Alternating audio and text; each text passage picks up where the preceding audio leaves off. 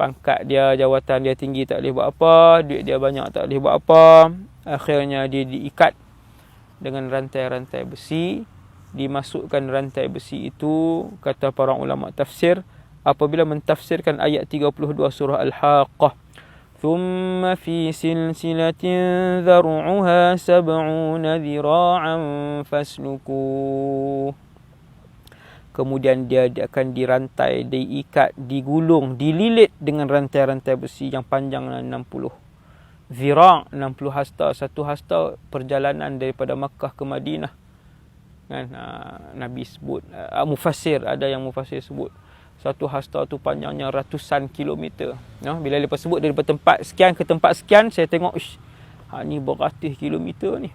Sebab apa tuan-tuan? Sebab orang kafir itu apabila dimasukkan ke dalam neraka, tubuhnya besar, badannya lebar, giginya saja setinggi Bukit Uhud. Bukit Uhud ni lebih kurang 1 kilometer. Tinggi Bukit Uhud 1 kilometer. Maksudnya gigi ahli neraka saja 1 kilometer. Giginya saja. Muka dia, badan dia, lebar perut dia, hasbunallah wa ni'mal wakil. Maka rantai besi daripada api neraka itu akan dimasukkan daripada duburnya, lalu dikeluarkan melalui mulutnya, lalu diheret ahli neraka tadi untuk dihumban masuk ke dalam neraka. Wal'iyadzubillah. Tak cukup ke tuan-tuan? Tuhan yang menciptakan alam ni, Allah pemilik alam ini, yang menciptakan manusia, yang menciptakan bumi, yang menciptakan matahari dan bulan, yang menciptakan 7 petala bumi. Allah ini yang bagi tahu tentang cerita-cerita ini tuan-tuan. Allah ini yang bagi tahu tentang keadaan-keadaan ini. Maka tuan-tuan yang dirahmati Allah, pakat-pakat ambil iktibar. Jumpa balik ayat-ayat yang saya baca pada petang ni, pakat tengok balik, ni ayat ni yang tentang neraka ni, ayat ni yang cerita tentang ashabus shimal. Nabi kata tidak akan berganjak kedua-dua kaki seorang di padang mahsyar, Islam ataupun tak Islam, kaki dia tidak akan berganjak daripada mahsyar sehinggalah dia ditanyakan tentang 4 perkara. Yang pertama, umurnya, ke mana dia habiskan umur tadi. Wa an syababihi fima ablah, masa mudanya, apa yang dia buat sepanjang masa mudanya. Wa an malihi min aina iktasabah. Allah Ta'ala akan tanya 4 benda ni tuan-tuan. Antara benda yang terperinci akan disoal oleh Allah. Harta dia, daripada mana dia ambil. Minta rasuah ke orang ke, harta dia diambil curi duit orang ke, ataupun scam harta orang lain ke, aniaya harta orang lain ke. Min aina iktasabah. Bukan setiap 1000 tuan-tuan, setiap sen, setiap kepiang. Orang Kedah kata kepiang ni kecil daripada sen lagi. Setiap kepiang, setiap duit akan diperincikan oleh Allah. Percaya ke tak percaya, itu yang diterangkan oleh Nabi SAW, oleh Allah SWT. Min aina iktasabahu wa fima anfaqah. Harta itu ke mana dia belanjakan. Allah uji kita, Allah bagi harta puluh-puluh juta, Allah akan tanya, hang bantu tak orang susah? Bantu. Berapa hang bagi? 10,000. 10,000. Hang mati ada berapa juta? Ada 14 juta aku tinggalkan. Sikitnya dia bagi. Sikit dia bagi. Sedangkan dia tak tahu, orang kaya ni dia tak tahu, yang duduk di dalam genggaman dia puluh-puluh juta itu adalah amanah. Tuan-tuan, adalah amanah.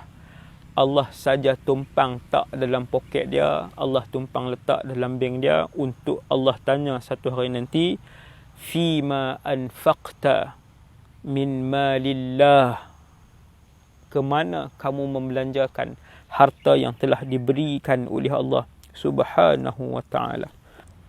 Wa man ya'mal mithqala dzarratin syarran yarah.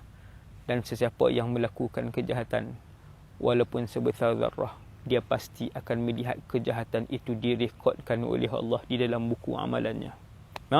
Ada buku amalan. Islam ke, tak Islam ke, percaya ke, tak percaya ke, munafik ke, mukmin ke, soleh ke, fasik ke, buku itu tulis.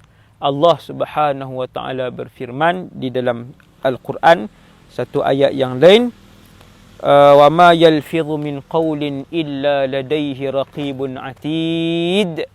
dan tidak ada satu pun perkataan yang dilafazkan oleh seseorang kalian illa ladaihi raqibun atid, kecuali lah yang akan merekodkan perkataan itu dua orang malaikat. Yang pertamanya bernama Raqib dan yang keduanya bernama Atid.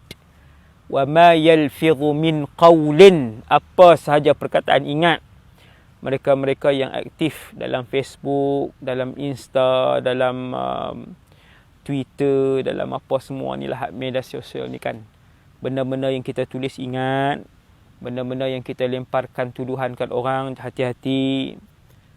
Apa-apa ayat, status yang kita up yang menghina orang, hati-hati. Ada orang dia tuduh orang sesuatu, tuduh seseorang dengan satu tuduhan yang kemudian tuduhan itu dibiarkan. Lepas sebulan 1,000 orang baca, kemudian 2 bulan 2,000 orang baca, lepas 3 bulan 4,000, 5,000 orang baca, dan ia adalah tuduhan kepada fulan bin fulan. Selama tuduhan itu tertulis, lelaki yang menulis tuduhan itu kepada kawan dia, kepada saudara si-Islam dia, hati-hati, dosa jariah kamu sedang berjalan.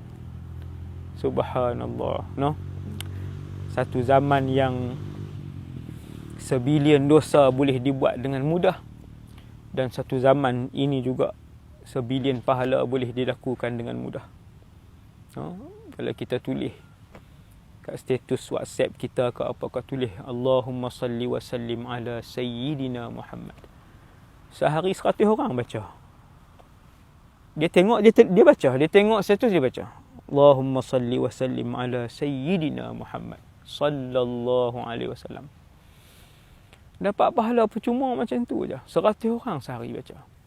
Kalau dia mati celah-celah tu pun kan masih lagi ada status kebaikan dan pahala yang berjalan, insya-Allah. Semoga Allah SWT sentiasa memimpin kita ke arah yang diridai oleh Allah. Semoga kita semua dimudahkan oleh Allah untuk melakukan pahala kepada Allah Subhanahu Wa Taala.